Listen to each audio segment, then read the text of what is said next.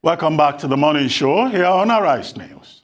Joining us now is Okpe with stories trending around the world. Hello, Good morning, Dr. Bati. Oh, we missed you. I missed you so much. Yeah, how are you? See, you were the first person to make me laugh in the last... I'm happy. I'm so glad I was able to make you laugh. How are you? I'm good.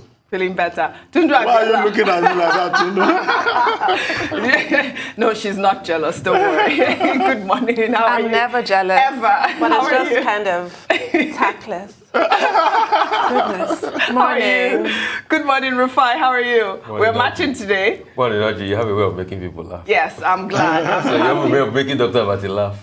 People, that was good. Dr. Abati, especially Dr. Abati. Well, I'm glad to brighten up your day. Good morning to you, viewers. Here are some of the stories that are trending across the globe. In the United States, reactions continue to trail Kylie Rittenhouse, the Kenosha shooter, who was acquitted in 2 killings that he said were in self-defense. On Sunday, armed civilians patrolled the streets near the Wisconsin courthouse, where his case was heard, wielding guns in plain view. In Haiti, 2 out of 17 members of a missionary group who were kidnapped more than a month ago were freed on Sunday and are said to be in good spirits. The missionaries were kidnapped by the 400 Mahozo gang on October 16th. There are 5 children in the group of 16 U.S. citizens and 1 Canadian, including an 8-month-old child. In Iraq, rights activists protested outside a courthouse in Baghdad ahead of a hearing that would allow a man formalize a religious marriage to a 12-year-old girl named Isra. The 12-year-old's mother alleged that the girl had been raped and that her father kidnapped her in a bid to marry her off. The case has been adjourned till November 28th. Under sports, Chinese tennis star Peng Shuai appeared for the first time in public at a Beijing tennis tournament on Sunday, November 21st, after international pressure mounted for information about her well-being. The 2-time Grand Slam doubles champion had not been seen in public since she accused China's former vice premier, Zhang Zilei, of sexual assault. Finally, under entertainment, Afrobeats superstar Davido made headlines over the weekend after pledging the sum of 200 million naira, the money he received from his recent fundraiser, and an additional 50 million naira to orphanages across the country. In a video message posted on his Instagram page, Davido thanked those who supported the initiative and says he plans to hold the fundraiser annually to mark his birthday. First, I would like to say a big thank you. This wasn't anything that I planned, so I'm not sure when, but I would like this to be a yearly thing for my birthday.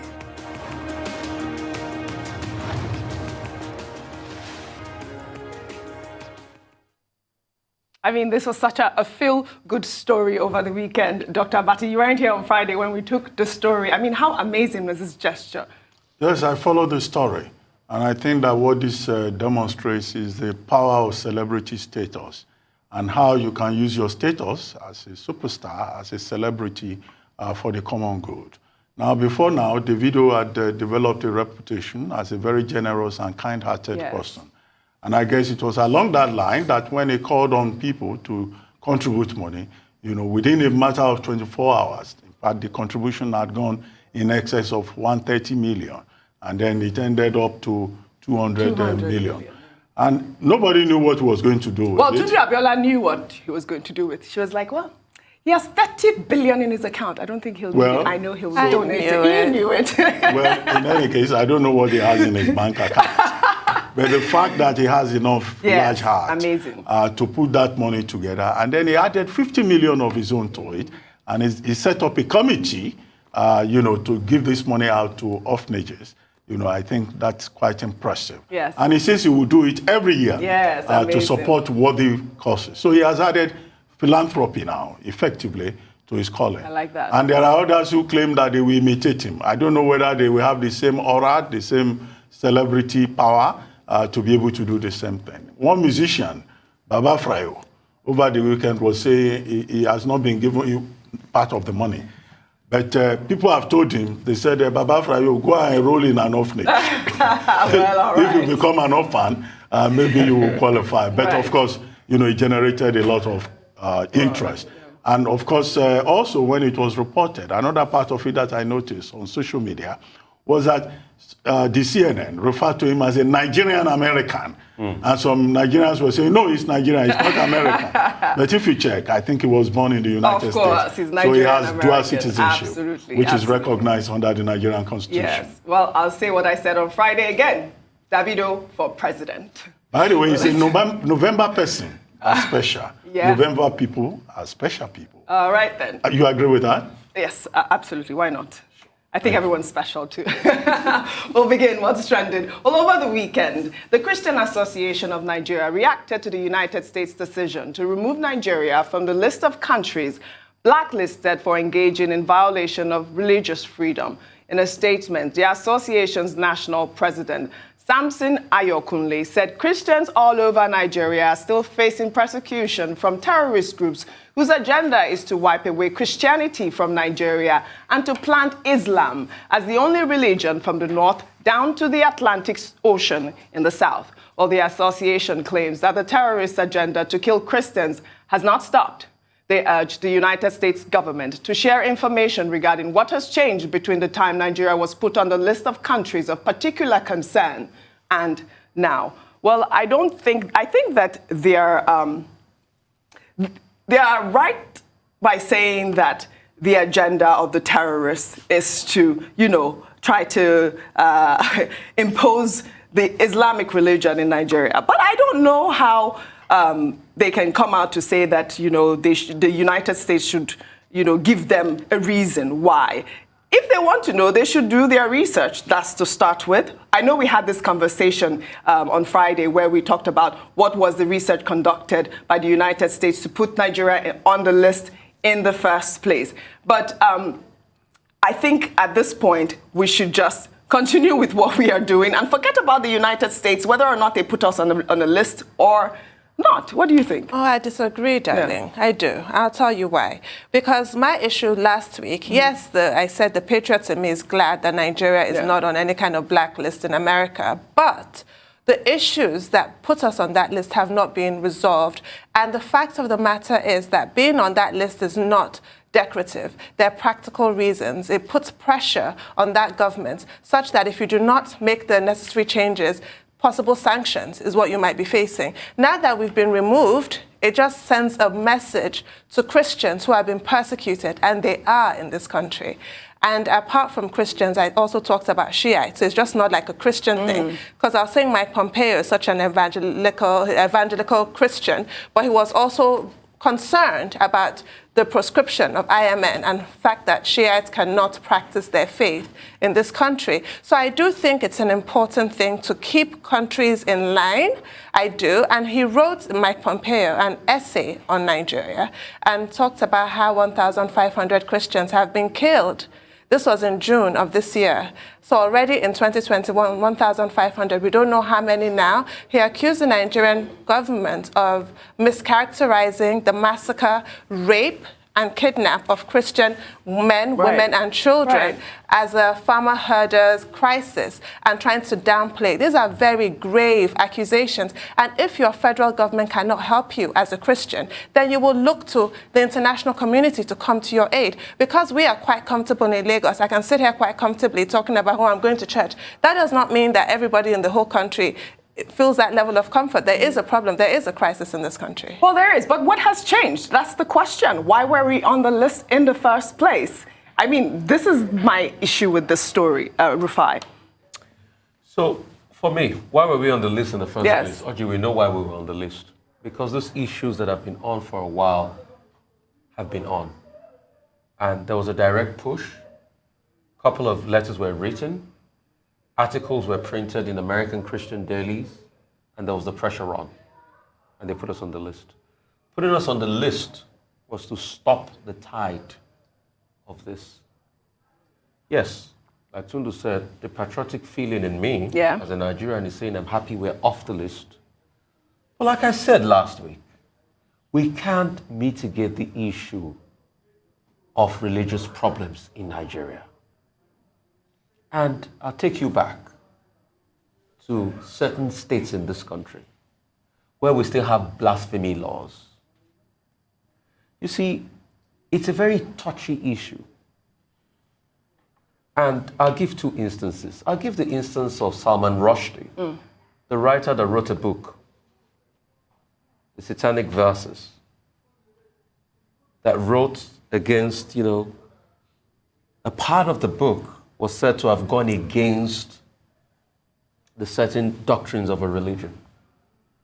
And the Iranian leader, Ayatollah Khomeini then passed a fatwa and said anywhere he was seen, he should be killed. Do you know what it means for somebody to live with the mindset that he can be killed anywhere? I'll also give you the issue of Pakistan, that a governor was killed based on blasphemy laws. See, it is not a great place to be. Right. That's why we should introspect and try to start solving those religious problems on ground. Well, that's a good one. It's not easy being a Christian in some parts of this country. True. We can't remove that fact. Right. It's easy for us here to sit down in Lagos and talk about it, but people are persecuted just because they're Christians.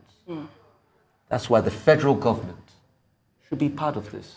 All right. Well, we should have more reconciliation, and we should do a lot to stem this. The Christian Association of Nigeria also claimed that, the United States did not consult them before they even put Nigeria on the list. I'll take a tweet before I come to you, Doctor, but this is from African Nationalist, who says the Nigerian nation is not responsible for the killing of Christians, as both Christians and Muslims are getting killed by immigrant ethnic extremists from the Sahel, while hiding under the tribal similarities of the northern tribes. They are the ones acting as bandits. Do you agree with this tweet, Dr. Bati? Well, the point to make is this. The United States adopts a carrot and stick approach in its relations with sovereign states. Now, when they think you are doing well, they give you something to encourage you. But at the same time, the United States government is also using the stick approach in foreign policy. Now, this removal of Nigeria from the religious violators list, you recall, coincided with the visit of Secretary of State Anthony Blinken to Nigeria. What was he coming to do in Nigeria? He was coming to discuss how Nigeria can be the main hub for democratic consolidation in Africa, particularly with the threats that we've been seeing in parts of Africa, to discuss partnership along certain lines with Nigeria, climate change, environment, and partnership, even in trade and business with the U.S. They had a slightly different agenda in Kenya, a slightly different focus in Senegal, even if across those three countries that Blinken visited, the issue was about democracy. Now, just on the eve of the visit, Nigeria was removed from that list. So it's to encourage Nigeria. But the same Anthony Blinken, when he got to Nigeria, they made a point about human rights abuses in Nigeria. Actually, yes. And said, oh, okay, if they see credible evidence that Nigeria is violating, abusing the fundamental rights of its own citizens, then the U.S. will have no option but to invoke the lease law, right? Under which, they will not sell arms and ammunition to Nigeria. So, in one sense, Nigeria is told, oh, we remove you from the list. On the other hand, Blinken applies the big stick and says this is what we're likely to do. So that's how the U.S. operates. And I've seen, the Nigerian authorities saying, oh, we cannot be punished under the legal law and all of that. However, the list, that religious violators list, is updated every year. The fact that Nigeria has been removed from it does not mean that it cannot be put back on that list. So what has been done is just to remind the Nigerian government that although you may have been removed from this list, but it does not mean that you cannot be put back there. Okay. And all of these have implications, not just for the image of the country, but also for diplomatic relations. As for the Christian Association of Nigeria, yes, I think the Christian Association of Nigeria is correct. Of course. And as Tundu pointed out, it's not only only Christians that are persecuted. Even traditional worshippers are persecuted here. Yeah. You remember during the Yoruba Nation Forum, when some traditional worshippers were arrested, and they said they were coming from, their conclave, and the policemen will not listen. There was one of the persons who was saying, no, I'm the leader of this group. That's why we're in our regalia, right? So those are not even Christians. So this is what happens. I've also even heard about the statistics that there are even more Muslims that have been killed than Christians. What is important is that everybody should be able to express themselves under the laws.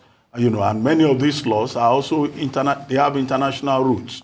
Fundamental human rights, African Charter of Human Rights, international civil covenants, and all of that.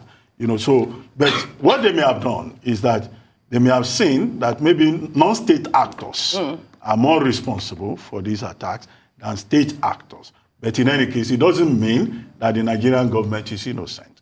If there is an escalation in the persecution, Nigeria will go back on that list. Right. So it's for Nigeria to ensure that every citizen enjoy their, true rights under the Constitution, the full rights rather, because no right is false. Right. Should enjoy their full rights under the Constitution. All right, we'll take another story.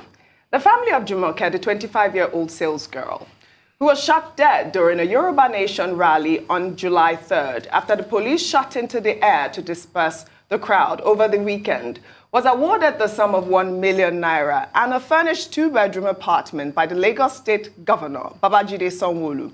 Jumoke's mother and 3 sisters were relocated from a shanty in Ojota to the rented apartment in the Ikorodu area of the state, a move the Lagos State Governor said was to help the family experience a new lease of life and to alleviate the family's immediate need. The governor said the rent was paid for 3 years as a temporary measure, pending a proper arrangement. I cannot stop congratulating Babajide Sanwo-Olu. I think this was such a beautiful move. I mean, I saw some people on social media saying, well, what would happen to the mother after the 3 years is gone? But I mean, it's just so ridiculous when people give and then there's a complaint afterwards. I think the governor did amazing and should be applauded with everything he's been doing so far with all of these victims. Yes, he definitely has a big heart and he's shown such empathy. And to answer that question, I imagine that the thinking is that with that 1 million naira to go towards a business, the income from that business should be able to pay the rent going forward. But I do think it's still very sad because poor Jumoke, if she had lived, she might be able to do so much more for her mother and her sisters. So nothing is going to bring her back, but it's still good to know that the government actually cares about people. Yes. Dr. Bati, quick point. Well, the empathy is noteworthy. Yes. But I think at the same time, my concerns are as follows. Did they consult the woman, Mrs. Oyeleke, right, before choosing an apartment, renting an apartment for her in Ikorodu? I'm sure they did. This is a woman who lives in Ojota, right? And then you relocate her all the way to Ikorodu. That's a complete relocation. If they didn't consult her as to the choice of location, that may be a problem in my view. 2, they went and rented an apartment for her. She herself pointed out that after 3 years, she would not be able to sustain the rent. And after 3 years, what is the guarantee that the present administration will still be there in Lagos State? Knowing that most governments do not continue what they made in office. You remember the issue of the allocation of flats to athletes and how that became an issue. Yeah. And, the governor said, well, I mean, it's been there. Nobody has done anything about it. Now, the lady said the 1 million naira, she will use it to start buying and selling foodstuff. Okay, well, does she have entrepreneurial skills to be able to turn that 1 million naira around? Those are the issues involved. Now she has. She works currently as a domestic help. That the state government should help her to get a permanent job so that she can be earning income on a regular basis. I think some of those concerns that she herself has expressed, should be looked into. But no matter what is done for her, it cannot replace the life of her daughter, who died needlessly. Absolutely. She was not even at the scene of the rally, the Yoruba Nation Forum rally on July 3rd in Ojota, Lagos. She was far away. But the policemen, they shot into the crowd, and, maybe they were even shooting into people's houses, and the young lady died innocently. Very sad situation. So I think, beyond the commendation, the more important thing is about how Nigeria snuffs life out of people. Very sad. Rufai. Yes, commendation for the governor. But let's not forget what happened around the killing of this child. Let's not forget the initial denial by the police by saying, no, we didn't shoot there in the first place. Until a coroner's inquest happened and people were forced to take responsibility. Yes. Let's not forget the fact that there was no need for life rounds to have been fired at that protest. Agree with you, Rufai. Let's not forget all those facts. We'll take another story. In an inspiring twist of events, Zainab Aliyu Killa, a Nigerian lady who was mistakenly detained in Saudi Arabia in 2018 for alleged drug trafficking, has joined the National Drug Law Enforcement Agency. Zainab, who was a student of the Maitama Sule University in Kano State, had traveled to Saudi Arabia for Lesser Hajj alongside her mother and sister when she was nabbed over allegations that a bag belonging to her contained illicit drugs. Her arrest had led to the discovery of an alleged drug cartel at the Malam Aminu Kano International Airport. The group reportedly transferred her excess luggage into the bag that contained the illicit drug. After spending 124 days in prison, Zainab was released upon the intervention of the Nigerian government, the NDLEA, and civil society organizations.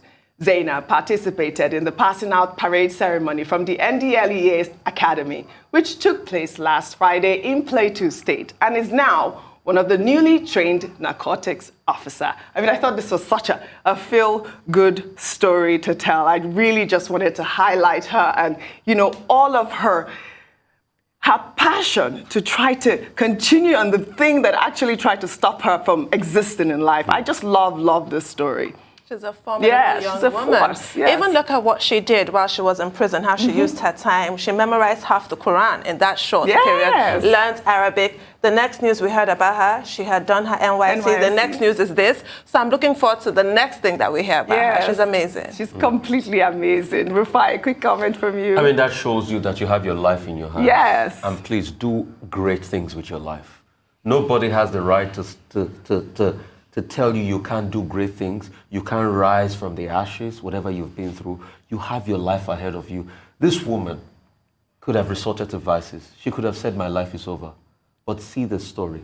So, you see, I think like it was Natasha Bettenfield that said, today is where the rest of your life begins, the rest is still unwritten or something. I remember that song. No, today is where your life begins. The rest is still unwritten. Yeah. Natasha Bedingfield. So today is where your life begins. The rest about your life is still unwritten. And you can write that chapter. I love it. Dr. Bat, a quick comment. Well, she's written an interesting story out of what could have been a tragedy. Yes.